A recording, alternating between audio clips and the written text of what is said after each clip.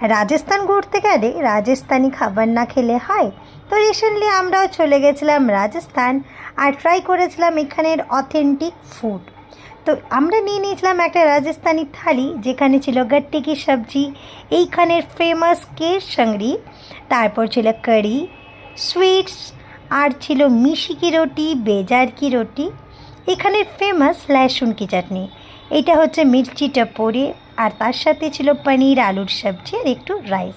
এই দেখতেই পাচ্ছ একটা হিউজ থালিতে আমাদেরকে খাবারটা দিয়েছিল।